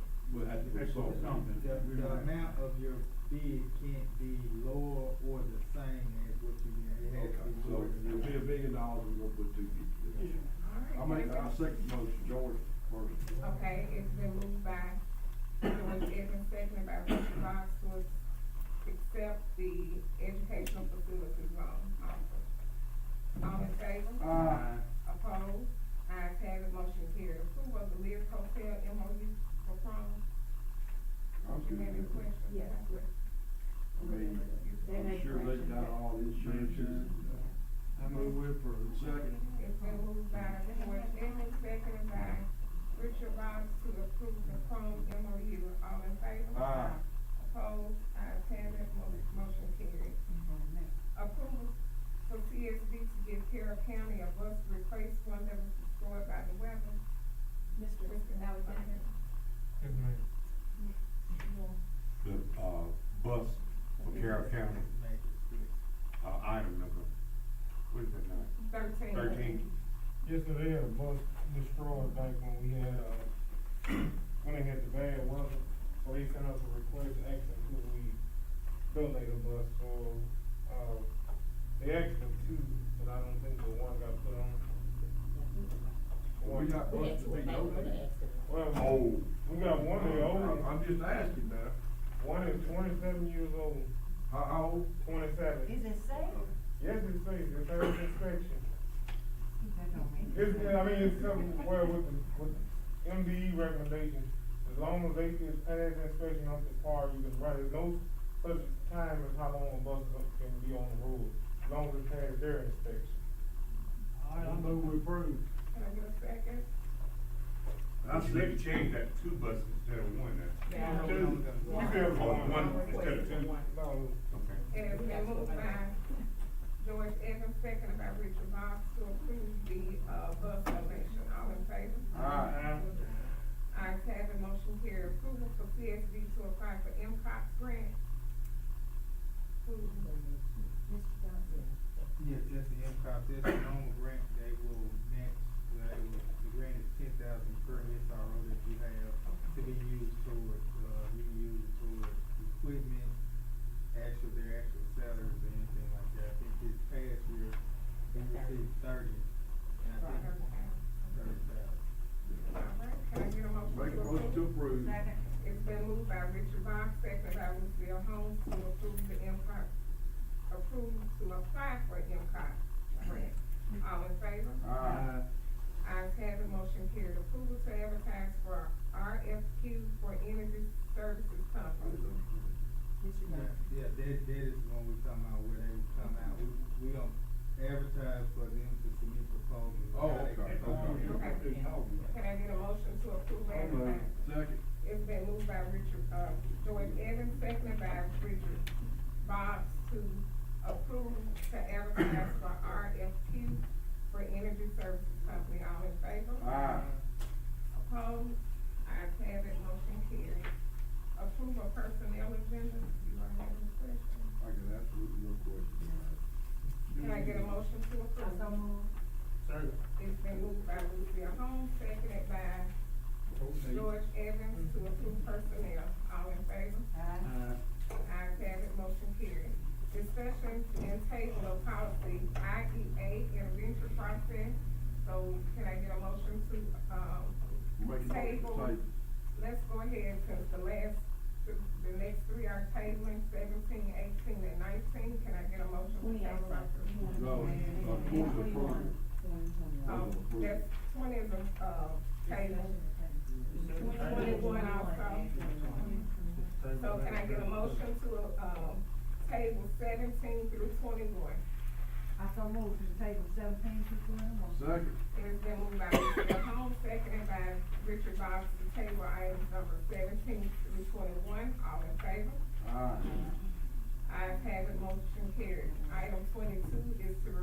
from table and, approve the Booster Club policy. Can I, do you all have any questions regarding it? Can I get a motion to approve? So moved, second.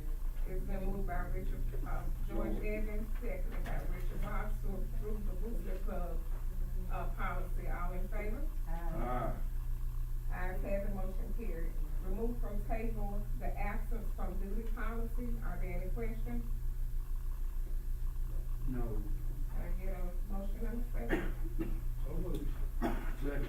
It's been moved by George Evans, seconded by Richard Ross to remove from table and approve the absence from duty policy. All in favor? Aye. Ayes have it, motion carried. Removing from table public participation at board meetings policy. I move to approve. Okay. Second. It's been moved by Richard Box, seconded by George Evans to approve the public participation at board meetings policy. All in favor? Aye. Opposed? Ayes have it, motion carried. Can I get a motion to consider executive session? So moved. Second. It has been moved by Richard Box, seconded by, George Evans to, move into executive session. We'll be moving into executive session for student misconduct. Can I get a motion? Any legal matters? I didn't see any on his list. So moved. Second. It's been moved by George Evans, seconded by Richard Box to move into executive session. All in favor? Aye. Ayes have it, motion carried. Ms. Rose, Y'all have a good evening. Now, y'all wanna take a break? Y'all- We're gonna